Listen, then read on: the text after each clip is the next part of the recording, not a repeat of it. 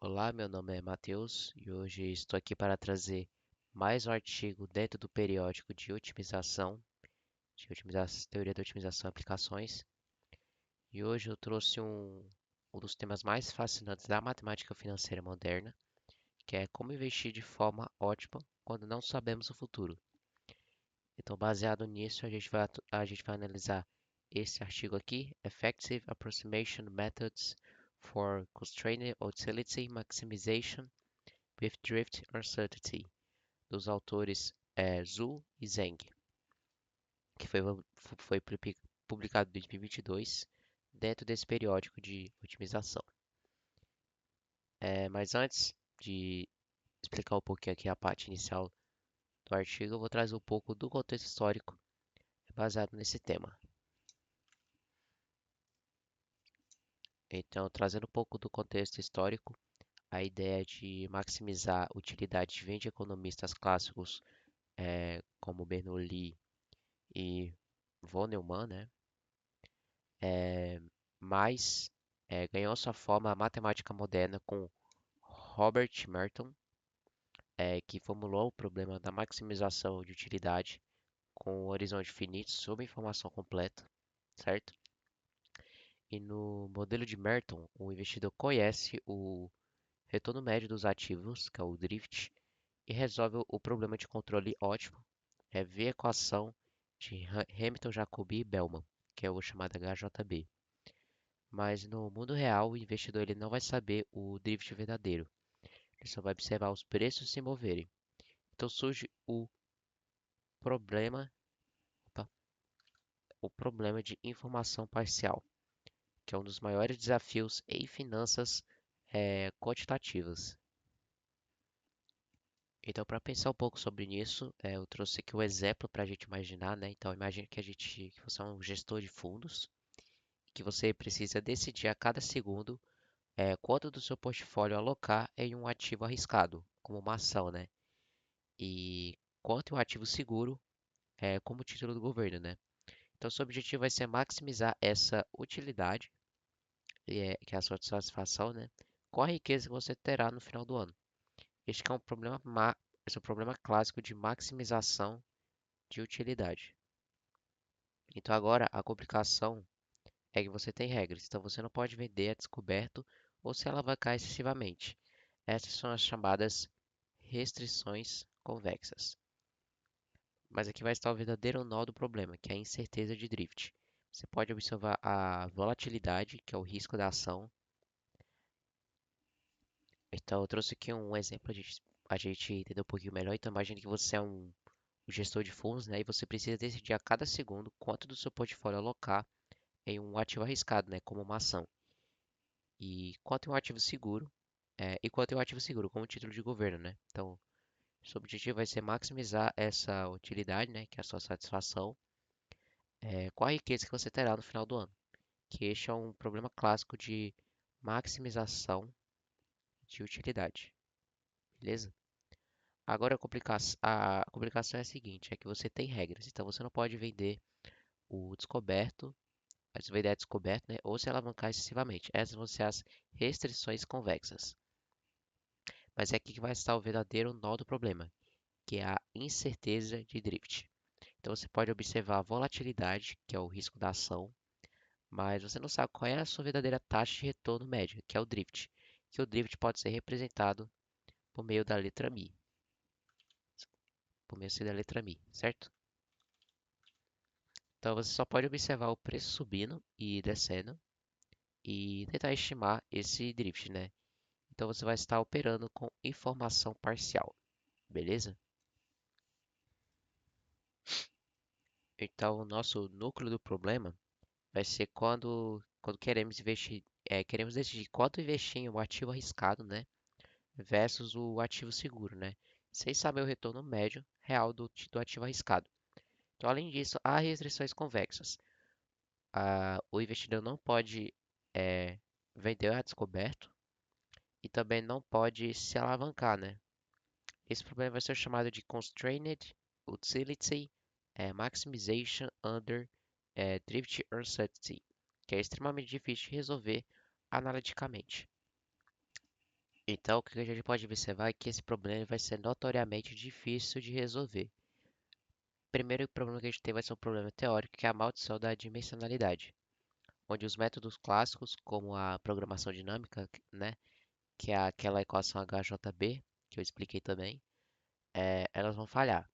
Então, a equação HJB, para este problema, ela vive em um espaço de dimensão infinita, ou na prática de dimensão muito alta. Então, pois a sua decisão ela vai depender não apenas da sua riqueza, mas também de toda a distribuição de probabilidade da sua estimativa do drift. O segundo problema que a gente tem é um problema algorítmico, que são as chamadas FBSDs acopladas, onde vamos ter métodos alternativos como o princípio máximo estocástico, né, que é o SMP. Eles vão resultar em equações diferenciais estocásticas forward-backward, que seriam essas FBSDs, que vão ser complexamente acopladas, né, e também quase impossíveis de resolver analiticamente, especialmente com restrições. Então, neste artigo aqui, o que os autores Zhu e Zheng eles propõem uma solução nova e elegante que vai contornar esses dois problemas, onde as atribuições centrais são, primeiro, a abordagem dual, né, onde ao invés da gente atacar o problema primal, que seria maximizar a utilidade, eles vão analisar o problema dual, que é minimizar o custo dual, que é mais fácil de manusear, né? O segundo seria o princípio da separação, onde eles vão mostrar que no mundo dual, o problema de informação parcial pode ser separado em um problema de estimação, que é chamado, pode ser estimação ou também filtragem, né? E também vai ter um problema de controle totalmente observável. A terceira contribuição vai ser para a transformação do SMP, que essa vai ser a grande sacada, porque eles vão transformar a intravável princípio do máximo estocástico, que é esse SMP que eu falei. Eles vão transformar esse SMP do problema do A em um problema de minimização de erro. E a quarta contribuição seria a recompensa prática. Então, este novo problema ele pode ser resolvido numericamente para encontrar limites superiores e inferiores, né, os chamados upper e lower bounds, que vão ser extremamente próximos para a solução ótima. Então, ao invés de encontrar a resposta exata, que é quase impossível, eles vão aprisionar a resposta exata entre dois números muito próximos. Vamos observar como que eles fazem isso. Agora, precisamos definir o modelo matemático que representa o mercado. Então, o investidor ele vai operar em dois ativos. O primeiro seria o é, ativo livre de risco, ativo livre de risco, que é o chamado SOT, com taxa R de T. E o segundo vai ser o ativo arriscado, que vai ser chamado de ST, é, cujo retorno médio, que é o drift, cujo retorno médio, que é o drift, é incerto, beleza?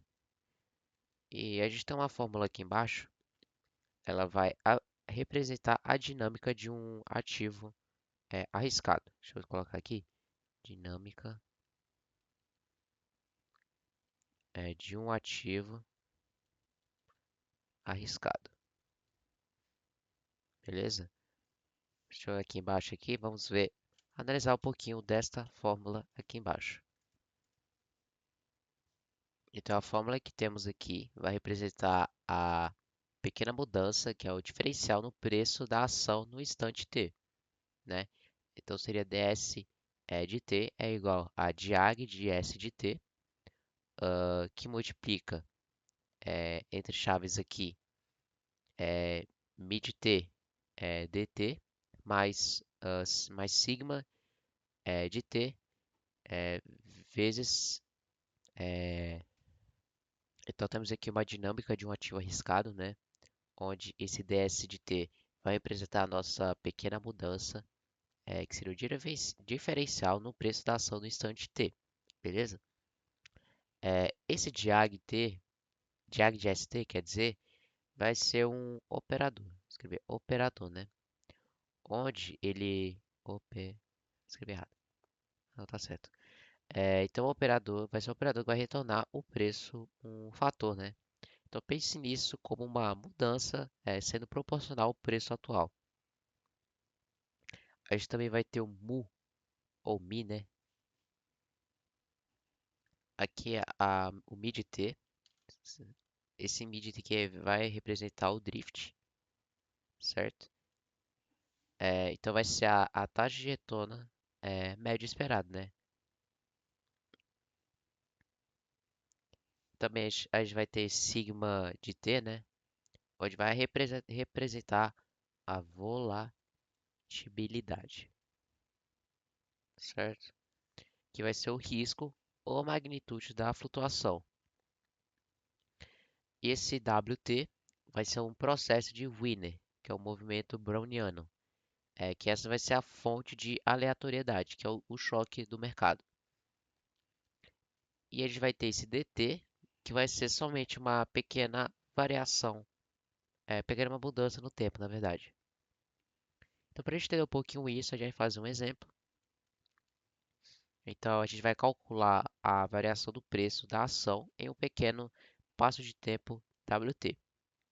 Isso aqui vai ser isso que é o chamado de discretização de Euler-Maruyama, certo? Então, a fórmula é discreta, a forma discreta, quer dizer? Então, vamos estabelecer alguns parâmetros aqui. A gente vai ter o nosso preço inicial, se começar a zero, vamos ter, por exemplo, que vai ser R$ 100. Nosso drift vai ser 0,1, que é 10%, beleza? Deixa eu baixar um pouquinho mais aqui. A nossa volatilidade, que é aquele sigma lá, vai ser 0,2, que é 20%. Nosso passe de tempo, vamos considerar que vai ser 0,01, que seria aproximadamente 1 sobre 100 de um ano, né? Ou 2,5 de pregão. A gente vai ter também o choque aleatório, que é aquela delta W de T, que esse aqui vai ser um sorteio de uma normal, né? Onde o WT vai ser aproximadamente N de 0 WT. Então, a gente vai ter que ΔW vai ser Z vezes ΔT, essa variação de tempo. Onde Z vai ser aproximadamente essa expressão aqui, que a gente pegou daqui, certo? Então, vamos supor que o dado do mercado caiu em Z mais 0,5, que vai ser um dia levemente positivo. Então, a gente pode calcular o ΔW, que vai ser 0,5 vezes raiz quadrada de 0,01. Vamos ter que raiz quadrada de 0,01 vai ser 0,1. Então, 0,5 vezes 0,1. 0,5 vezes 0,1, a gente vai ser 0,05. Beleza? Agora a gente pode calcular aquele delta da fórmula ali, o delta S, certo? Estou abaixando um pouquinho aqui. Delta S vai ser aproximadamente, né? Isso aqui vai dar um número um pouquinho quebrado, eu acho. A gente vai ter que vai ser, voltando aqui para a fórmula, vou tentar pegar a fórmula aqui mais fácil para a gente observar, né? Vou botar aqui, opa, pegar aqui, certo? Então a gente vai ter que delta S aqui, aqui embaixo, a gente. Tô pegando aqui, a gente vai ter que a diagonal aqui vai ser 100, né? aquele S0 ali, vezes, vou abrir colchetes aqui, 0,1 vezes 0,01 mais 0,2 vezes 0,05, fechando colchetes aqui. Deixa eu baixar aqui agora, o que a gente já viu.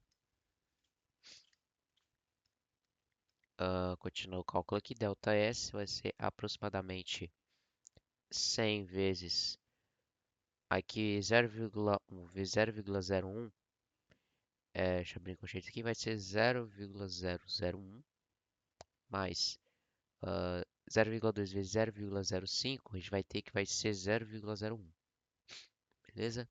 Fechando aqui, ΔS, 100 vezes isso aqui vai dar 0,011. E a gente vai ter no final que ΔS vai ser igual a 1,10 reais. R$ 1,10, né? Então, o novo preço, a gente pode calcular que S 0,01 vai ser aproximadamente igual a S, é aproximadamente 0 mais delta S. Vai ser 100 mais 1,10, que no total ele vai ter com 101,10 centavos. R$ 101,10. Então, o que a gente tem aqui? É o nosso retorno esperado, que é o nosso drift, ele vai contribuir com 10 centavos, certo? Mais o choque aleatório, que é a volatilidade, ele vai contribuir com o real, que é 0,01 vezes 100, né? E é assim que o mercado vai se mover, beleza? A segunda fórmula que eu quero mostrar é a dinâmica da riqueza ou a riqueza do investidor, né? Onde o investidor vai alocar uma fração π, né? π de t, é de sua riqueza num ativo arriscado. Então, a dinâmica de sua riqueza total, que vai ser representado por xp, x elevado a π de t, vai ser por meio dessa equação aqui representada. Então, esse dxp de t vai ser a nossa mudança na riqueza total do investidor, né? E o xp de t vai ser a nossa riqueza total no tempo t, certo?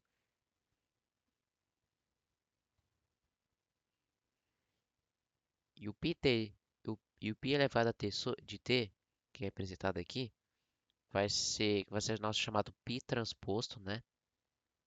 Vai ser o nosso vetor da estratégia de alocação, que é a fração da riqueza em cada ação. Também a gente vai ter esta parte aqui representada da fórmula, que vai ser o nosso prêmio de risco, que é quando o ativo arriscado, que é o MI, ele vai pagar a mais do seguro, do ativo seguro, né, que é o R, beleza? Para entender um pouquinho disso, eu vou fazer um exemplo também. Então a gente vai usar os mesmos parâmetros de mercado do exemplo anterior, né, e ver o que acontece com a riqueza do investidor. Então vamos determinar aqui os parâmetros adicionais, né? A gente vai ter a riqueza inicial, x0, né? A gente vai estabelecer que vai ser R$ 1.000, beleza? O segundo vai ser a nossa taxa livre de risco R, que eu vou considerar 0,05, que é 5% ao ano. E a nossa estratégia fixa por enquanto vai ser o nosso PI aqui, né? Vai ser 0,5. Então seria 50% em ações e 50% no ativo seguro, né? Eu vou especificar aqui, a gente vai ter outros parâmetros. Aí vai ser antes do mercado, certo? Antes do mercado. Deixa eu baixar um pouco aqui.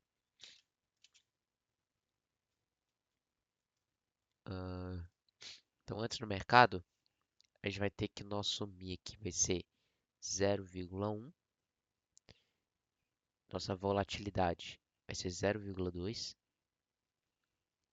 Nosso tempo vai ser 0,01. e o nosso ΔW ali 0,05, beleza? Então, como a gente pode calcular isso? A gente vai basicamente pegar lá direto da fórmula, beleza? Então, quanto vai valer aquele cálculo que seria o termo dt no retorno esperado? Então, valeria basicamente o seguinte. Então, para a gente calcular a nossa mudança na riqueza total do investidor, para a gente facilitar nos cálculos, vai dividir essa fórmula em dois, assim, né? Onde vai ter a esquerda e a direita aqui, onde vai ter a soma. Já calcular essa parte aqui primeiro, depois calcular essa, e a gente somar os dois, beleza? Então, essa parte aqui seria o termo dt mais o termo dw, quer dizer, o nosso termo dt com o retorno esperado, na verdade. E essa outra parte que vai ser o nosso termo dw no retorno de risco. Então, deixa eu ir aqui para baixo. Vou calcular a primeira parte, que é aquela parte da esquerda da fórmula. Deixa eu ver o cálculo aqui. Então, a gente vai ter que naquela primeira parte lá, esse 100 vezes, abre colchete 0,05, mais 0,5 vezes 0,05, fecha colchetes aqui, e aqui vai ser 0,01. Ainda aqui embaixo, 1000 vezes, a gente vai ter que 0,5 vezes 0,05, escrever aqui 0,5, mais, acho que vai dar 0,025. Fechando aqui, 0,01. Aqui, esse é 1000, 0,05 mais 0,025, a gente vai ter que vai ser 0,075 vezes 0,01. E juntando isso aqui tudo, vamos ter que vai ser 0,75. Deixa eu colocar em reais, né? 0,75, beleza? Agora calculando aquela outra parte lá, deixa eu abaixar aqui.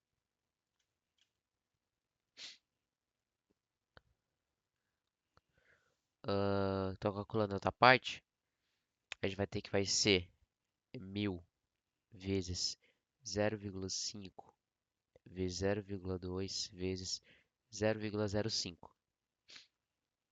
Vai ser igual a 1000 vezes 0,5 vezes 0,2 vezes 0,05 vai ser 0,005. E multiplicando esses dois termos, vai ter que vai ser reais, 5 reais. Então, qual vai ser a nossa variação total, pegando esses dois valores, né? Então, isso aqui vai ser aproximadamente, deixa eu pegar 0,75 mais 5, isso aí vai ser aproximadamente 5,75 reais. Deixa eu colocar o reais aqui. Então, calculando a nossa nova riqueza no tempo, deixa eu pegar aqui, ah, x vezes 0,01, vai ser aproximado, na verdade, né? Vai ser aproximadamente 1000 mais 5,75. Então, em reais, vamos ter no total 1.005 reais e 75 centavos. Então, basicamente, o investidor ele ganhou 75 centavos do retorno seguro e esperado e 5 reais do choque aleatório do mercado, porque ele estava 50% exposto ao risco, beleza? Agora, dentro do problema de informação parcial, a gente vai ter que o objetivo do investidor vai ser o problema primal, que vai ser representado aqui nessa fórmula aqui, né? Vai ser a nossa maximização de utilidade. Então, basicamente, esse Vx aqui, vou pegar a pincel, vai ser o nosso valor primal, certo? Ou seja, vai ser a nossa utilidade, né?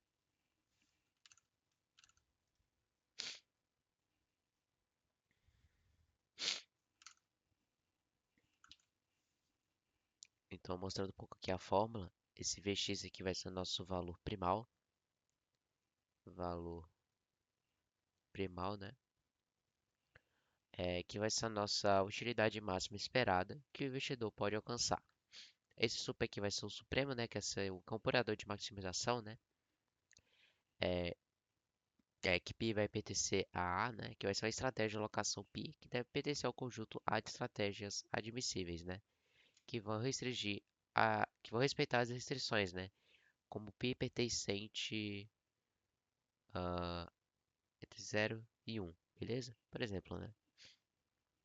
Esse aqui vai ser o nosso operador de valor esperado, né? Que vai ser a bet sobre os futuros possíveis. Esse U também vai ser vai ser uma função de utilidade do investidor, né? E x elevado a π de t, né? Que vai ser a nossa riqueza final no tempo t, usa a estratégia π, beleza? Então, para a gente entender um pouquinho sobre isso,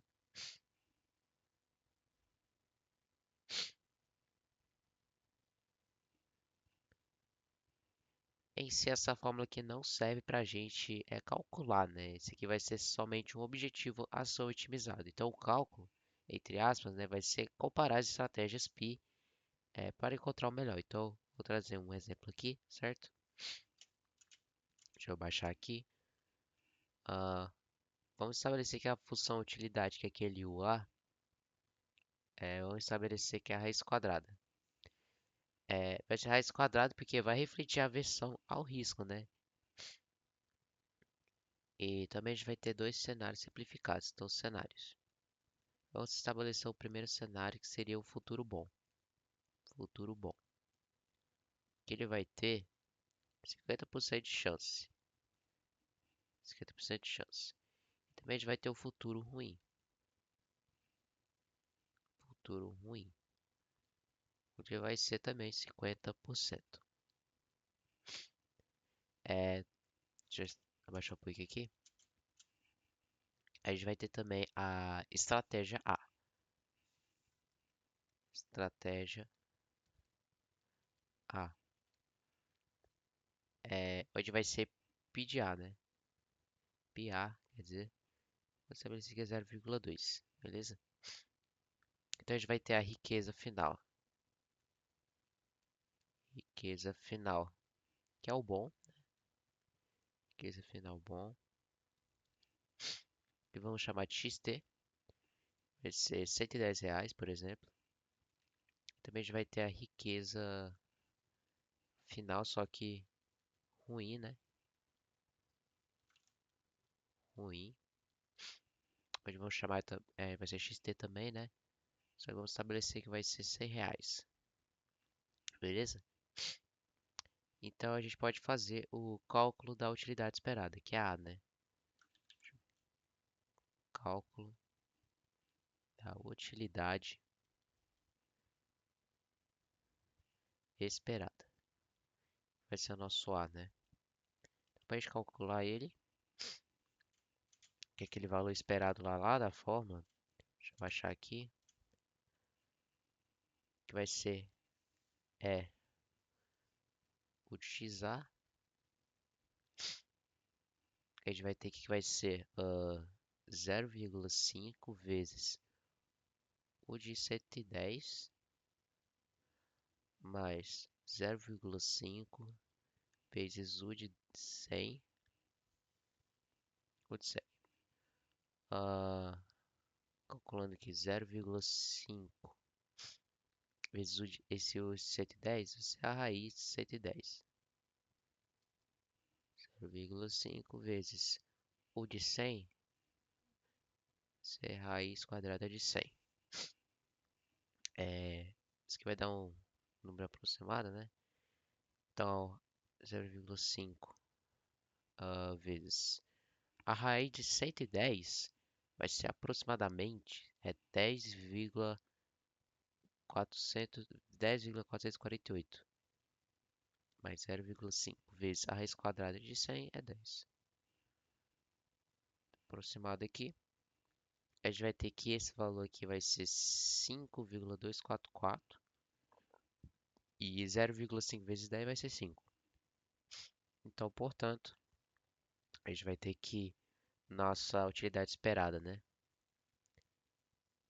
Vai ser aproximadamente 10,244, beleza? Também a gente pode calcular, como a gente calculou os dentro da estratégia A, vamos calcular da estratégia B. Estratégia B. Então vamos considerar o P de 0,8, beleza? E a gente vai ter a riqueza final do boa, né? Riqueza final bom. Vamos considerar que o XT que vai ser R$ 150, beleza? Também a gente vai ter a riqueza final ruim. Vamos considerar que o XT vai ser 80, né? Então, fazendo o cálculo é, da utilidade esperada, só que para dentro da estratégia B, né? Então seria o XB, beleza? Então a gente teria aqui que seria 0,5 vezes o de 150 mais 0,5 vezes o de 80, beleza?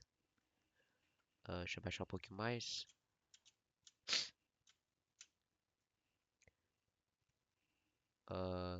0,5 vezes o de 150 vai ser a raiz de 150, mais 0,5 vezes o de 80 vai ser a raiz de 80. Isso que vai dar um número aproximado, né? Então, 0,5 vezes a raiz de 150 vai ser aproximadamente 12,247. 12,247 mais 0,5 vezes a raiz aproximada de 80 vai ser 0,5 vezes 8,944 aproximadamente. A gente vai ter que esse valor primeiro aqui vai ser 6,124 mais esse aqui aproximado vai ser 4,472. Portanto, o valor cálculo da utilidade esperada dentro da estratégia B vai ser aproximadamente 10,596. Beleza? Então, nesse caso, 10,596 vai ser maior do que 10,244. Então, o que significa a estratégia B, ela vai ser melhor. Então, o cálculo que essa fórmula que a gente fez nos pede encontrar o ponto de equilíbrio, né? Encontrar a estratégia melhor que resulta no maior valor possível, que é o supremo. O problema é que esse mi vai ser desconhecido, né? Então, a gente não pode fazer esse cálculo. Agora, dentro do processo de filtragem que a gente vai lidar com o desconhecido, se a gente não conhecer o MIT, então a gente vai ter que estimá-lo. Então, a gente vai utilizar a chamada teoria da filtragem, né? Que a gente vai criar uma estimativa MIT. Mi chapéu T, quer dizer, né? O artigo vai focar, então, no filtro de Kalman-Busse, onde isso assume que o drift verdadeiro segue um processo aleatório, né? E a dinâmica da nossa estimativa, né, vai ser dada por meio desta equação aqui abaixo. Essa aqui vai ser a dinâmica da estimativa, né? É também a chamada de filtro de Kalman-Busse, beleza? Então, o que que vai representar dessa fórmula? Nessa parte aqui, a gente vai ter a mudança na nossa estimativa do drift. O lambda aqui vai ser a velocidade de reversão à média, que é o quão rápido o drift tende a voltar para a sua média. A gente vai ter também o H barra, onde vai ser a média de longo prazo do drift, para a qual ela reverte, beleza? A gente também vai ter o sigma, essa expressão de somatório, né? seria o sigma R, onde vai ser o ganho do filtro, que é o quão sensível nossa estimativa é a surpresa, né? Que seria esse D V chapéu de T.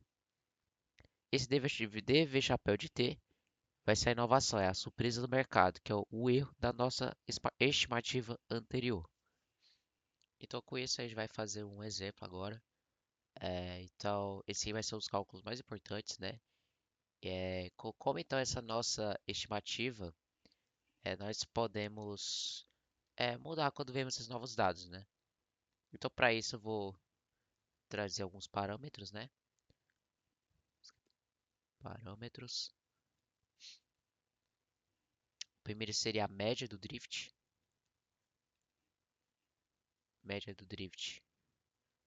que seria o H chapéu, né?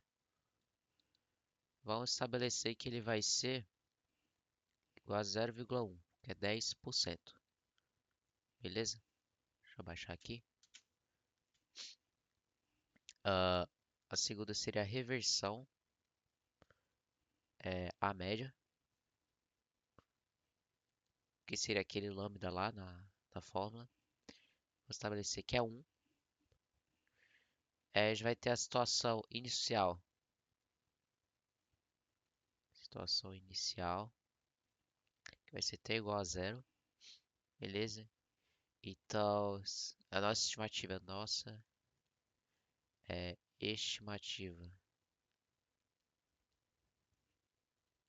inicial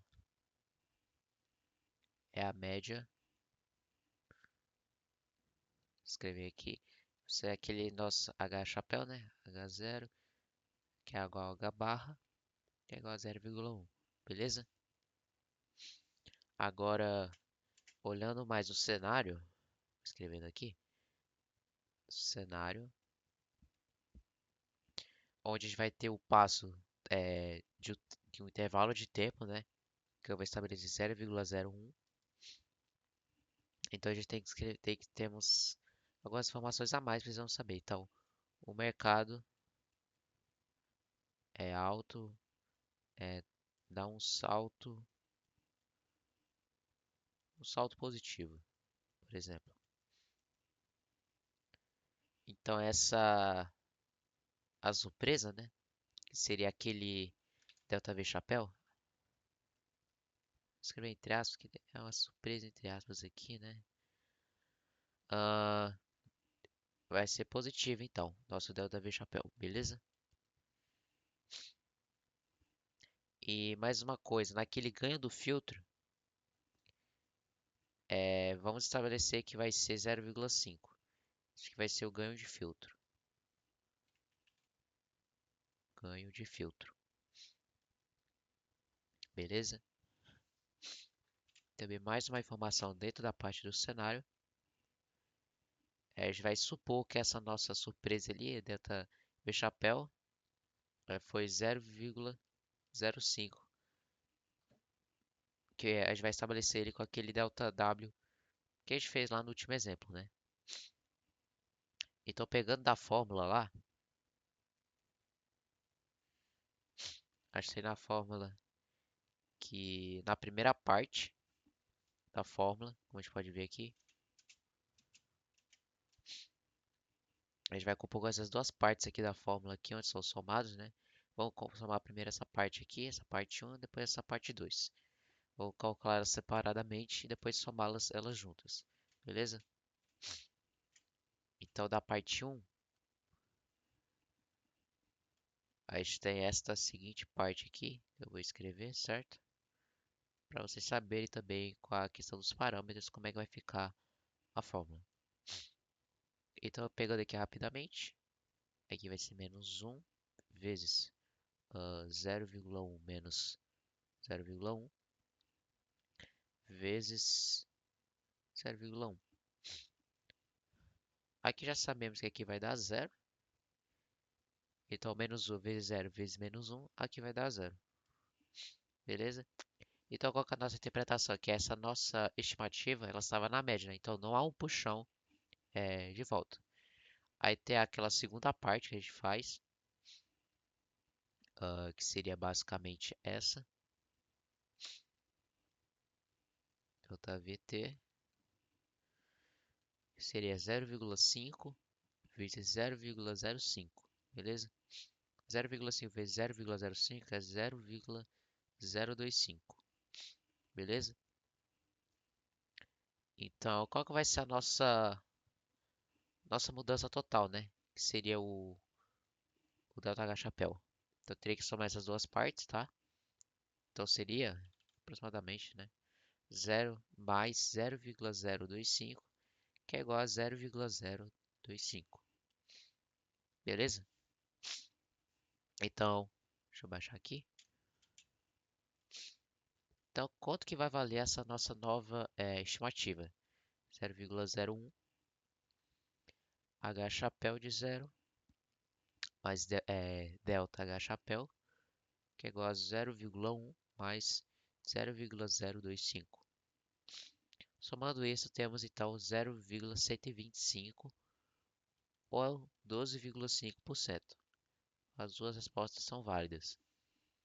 Então, o que é que a gente tem com isso? É que o mercado subiu mais do que esperávamos, que seria a inovação positiva, né? E nosso filtro, inteligentemente, ele vai atualizar essa nossa estimativa, né, sobre o drift de 10% para agora 12,5%. Agora, basearemos nossas decisões de investimento, que é aquele nosso pilar, né, nessa nova estimativa de 12,5%. Agora vamos tratar da solução teórica que eu trago aqui no artigo, que seria a abordagem dual e o SMP. Agora a gente vai ter um problema de informação completa, né, que é baseado em estimativas, né, e como a gente pode resolvê-lo. Então a solução do artigo vai ser usar a dualidade, beleza? Então na otimização, todo problema de maximização, que é primal, ele vai ter um problema de minimização, que é dual. Então o artigo vai definir o problema dual D, né? Se escrever aqui, vai ser representado aqui nessa fórmula, onde esse VD vai ser o nosso valor dual, que é o custo mínimo que o problema dual pode alcançar. É, ínfimo aqui, né? O operador de minimização. O E que vai ser nosso operador de valor esperado. O V vai ser a nossa função de utilidade dual, que é o conceito matemático bem abstrato, que é o inverso de U. E também a gente vai ter esse y elevado a π de t, que vai ser o nosso valor final do processo da densidade de estado dual, que é basicamente quase um preço da riqueza. Então, como é que a gente pode fazer um exemplo de cálculo, né? Então, assim como o problema é primal, esse aqui também vai ser um objetivo, né? Então, o cálculo é apenas encontrar o π que minimiza esse custo dual. Então, o ponto principal vai ser a dualidade fraca, onde Vp vai ser menor ou igual a Vd, onde o valor primal vai ser menor ou igual ao valor dual, beleza?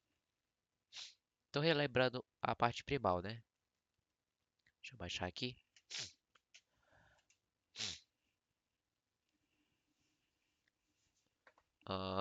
Então, lembrando a parte dual, a gente vai ter que a estratégia B, que é 0,8, deu o valor esperado, né? O de XB deu 10,596. E a gente sabe também que o valor verdadeiro, VP, é pelo menos 10,5%. Ou talvez até mais com um π maior, né? Então, deixa eu anotar aqui, vai ser na verdade maior, né? Maior ou igual a 10,5%. Então, qual que é o cálculo dual? Então, o algoritmo do artigo que veremos a seguir vai testar essa estratégia PD, né? Então, deixa eu colocar cálculo dual. Aí a gente vai calcular o custo dual, que é aquela forma que a gente calculou, né? Então, a gente vai supor que esse cálculo V é VD igual a 10.700. Então, qual que é a interpretação aqui? Aí agora a gente vai aprisionar essa solução ótima. A gente sabe que o valor primal é maior ou igual a 10,5 por cento, né? Na verdade,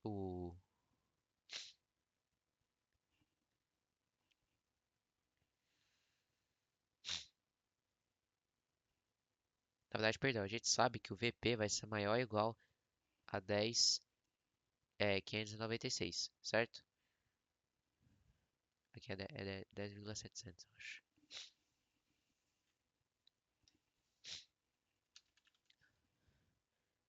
Perdão, aqui é 10.596. Então, a gente sabe que VP é maior ou igual a 10.596, certo? Que é o nosso limite superior ou per balde.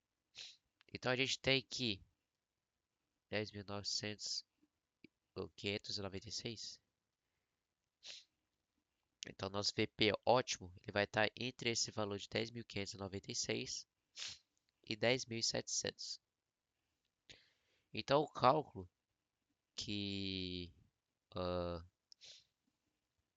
então o cálculo que esta fórmula pede é minimizar o 10.700 para fechar esse gap, né? Então, o artigo consegue fechar esse gap para 1,28%, que é como veremos na tabela mais para frente, né?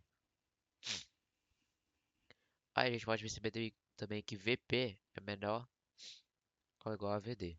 Beleza? Tem essa outra informação que eu esqueci de falar. Bom, o princípio da separação e o SMP, que são tragos lá dos teoremas aqui lá do artigo, né? Onde o teorema 3.1 vai destacar o princípio da separação, que nos diz que podemos resolver o problema dual usando a nossa estimativa Michapel, né? Como se fosse verdade. E no teorema 3.2, que vai ser o princípio do máximo estocástico, que é também chamado de SMP, ele nos dá as condições de otimalidade para esse problema dual, né?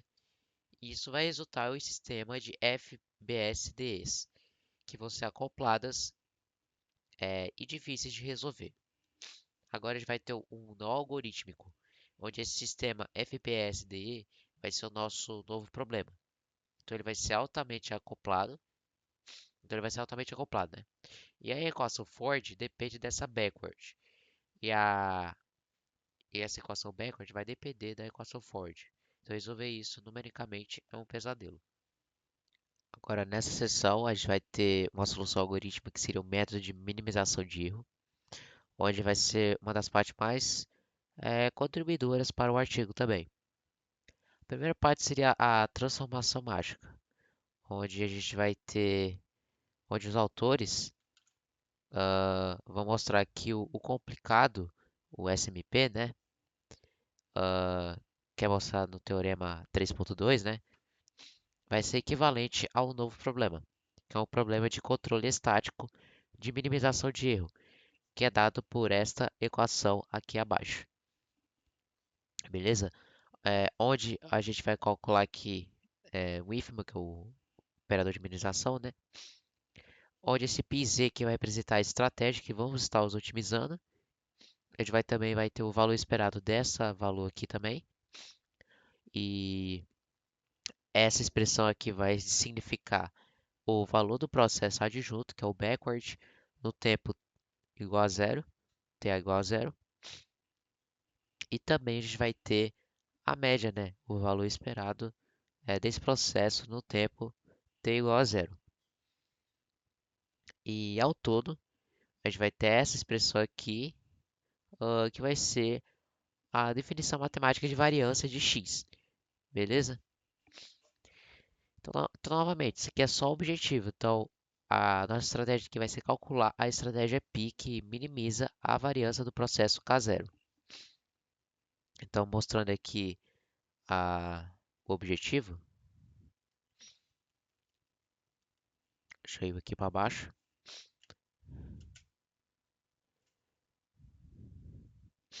Então, nosso problema é o seguinte, que o K0 vai ser o resultado de um processo estocástico backward, né? Então, cada simulação de Monte Carlo dará um K0 diferente. Então, idealmente, para a solução dual, o K0 deveria ser um número determinístico, né? O mesmo em todas as simulações, ou seja, ter essa variância é zero. Então, qual que seria essa comparação de estratégias? Então, o algoritmo vai testar duas estratégias, PA e PIB, onde ele vai rodar três simulações para cada. Então, vamos para a estratégia A. Estratégia A. Vou copiar também. A gente vai ter a simulação 1, que vai ser K0 igual a 10,1. Na simulação 2, a gente vai ter que K0 vai ser 10. E na simulação 3, a gente vai ter que K0 vai ser 9,9. Então, qual que vai ser o cálculo? Vai ser estatístico, né? Então, a gente vai ter que a média é de K0 vai ser aproximadamente 10. E que a variância, que vai ser o valor lá daquela fórmula que a gente mostrou, ela vai ser, deixa eu ver aqui, aquela variância que a gente falou, né? X menos ah, x ao quadrado vai ser aproximadamente 0,0067, beleza? Agora vamos ver para a estratégia B. Ah, estratégia B, que seria o PB. Então a gente vai ter três simulações. Simulação 1, a gente vai ter que vai ser K0 igual a 12. Na simulação 2, você tem que K0 vai ser igual a 10. Simulação 3, a gente vai ter que K0 vai ser igual a 8. Então a média é K0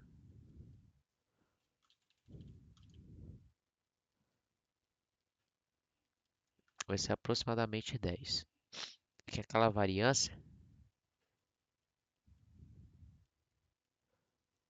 ah, vai ser aproximadamente 2,67, que vai ser considerada muito alta, né? Então o que a gente tem? Que o algoritmo ele vai ver que a variância de A, que é esse valor aqui, 0,0067, vai perceber que é muito menor do que a de B, que é 2,67. Então essa fórmula diz ao algoritmo para escolher a estratégia A, pois ela se torna a solução dual consistente, né? Que é próxima da determinística, que é a condição de otimalidade. Isso é o que os métodos DeepBSD fazem. Eles vão minimizar essa variância com uma loss function, beleza?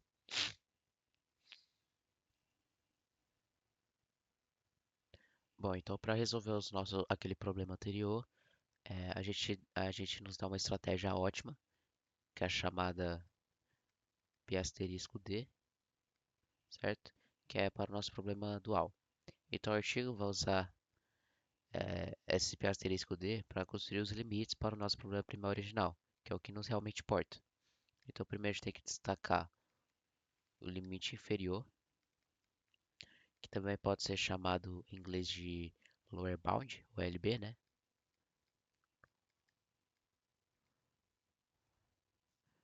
Lower bound, que é LB também. Aqui então a gente vai pegar essa estratégia aqui, que foi encontrada no passo anterior, e a gente vai simular, e usamos ela para simular a nossa riqueza primal, que é a x de t, beleza? O valor esperado da nossa utilidade, que seria essa daqui, ela vai nos dar o limite inferior, né? Então, basicamente, o limite inferior vai ser esse valor esperado da utilidade, que ficaria é, mais ou menos desta forma aqui, beleza? Basicamente é isso. Então, lá no exemplo daquela fórmula, da terceira fórmula que eu mostrei, né? O PA tinha dado 0,2 e o LB tinha dado 10.244, né? Teve um, tinha uma estratégia B que era 0,8 e deu uma LB de 10.596, certo? Então o algoritmo do artigo ele vai encontrar uma pi asterisco D muito melhor, que de acordo com aquela tabela lá, a gente vai ter o LB de 11.000 ponto 223,30, beleza? A gente também tem o outro limite, deixa eu abaixar aqui. A gente também vai ter o limite superior, que também pode ser chamado em inglês de upper bound. Upper bound. Também o UB, beleza? Então, basicamente, no limite superior, a gente vai pegar o valor dual, né, que encontramos ao resolver esse problema dual. E pela dualidade fraca, a gente sabe qual que é o valor do limite superior. Então, basicamente, o limite superior vai ser igual ao valor dual. Então, por exemplo, um cálculo conceitual seria minimizar aquela variância, né, naquela fórmula, naquela equação que eu mostrei. O algoritmo vai encontrar o melhor valor dual e, e aquela tabela vai nos dizer o UB vai ser 11,3781, beleza?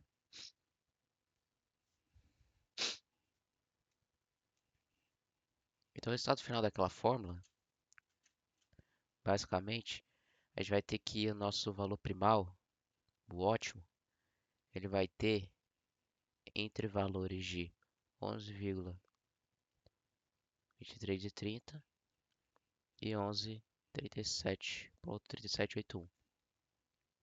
Então, o gap, que é esse espaço, a gente calcula por 11,3781 menos 11,2330, que vai ser 0,1451. Que em termos relativos, 0,1451 dividido por 11,2330 vai ser aproximadamente 1,29%.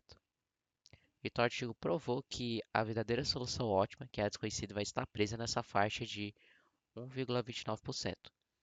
Então, aquela estratégia encontrada é, na pior das hipóteses, 1,29% pior que a estratégia perfeita e divina. Beleza? Então, o artigo de Zhou e Zheng, de 2022, ele vai abordar um dos problemas mais difíceis em finanças quantitativas, que é como investir otimamente quando o parâmetro mais crucial, o retorno médio, é desconhecido. Então, os dois autores eles vão preencher duas lacunas críticas. Primeiro, teoricamente, eles contornou a maldição da dimensionalidade do HJB e as complexidades do SMP primal, usando uma abordagem de dualidade e um princípio de separação. Algoritma, Algoritmicamente, eles forneceram um método computacional prático ao transformar o SMP dual em um problema de minimização de erro, que abriu porta para métodos numéricos modernos, como o Deep Learning, para resolver esse problema. Então, como vimos no nosso exemplo de cálculo, desde a simulação de um passo de ação e da riqueza, passando pela atualização da nossa crença, até a cristalização dos problemas primal e dual e de minimização de erro, o método constrói meio que um sanduíche rigoroso, né, em torno da solução ótima.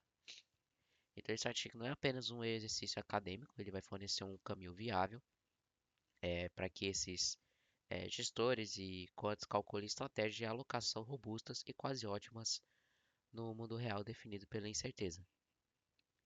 Bom, por hoje é só. Esse é o artigo apresentado. Muito obrigado por ver esse vídeo e até a próxima.